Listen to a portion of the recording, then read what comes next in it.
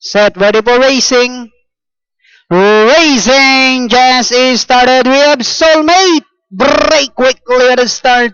What na boy is on the outside at all Divine the Grace. Boy Ayot sprites Asikaso. Second last while Price Angel is the only trailer by about 10 lengths of the leader. Racing down the backstretch. We have Soulmate.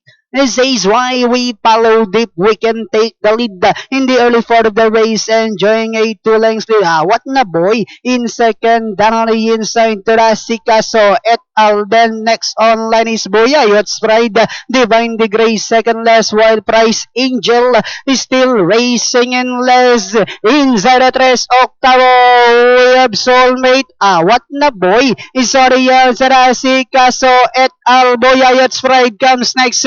Then followed by Divine the Grace, while Price Angel is still racing in less. And they are now entering the home stretch. His Soulmate by about 2 lengths.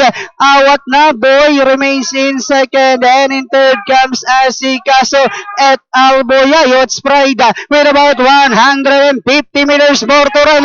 His Soulmate, what na boy is already outside. Soulmate, what na boy is already outside. Soulmate, what na boy moves up, and finally what na boy Soulmate.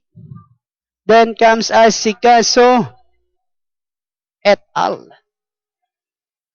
Okay, bayang karelista, para po dito sa inyong race number 4, ating unofficial winner, 7 horse. That's Awat na Boy. Masisigunod numero 5, Soulmate. Tercero, Asikaso numero 1 at numero 2, et al. 7-5-1-2 po ating unofficial placing para dito sa kakatapos lang na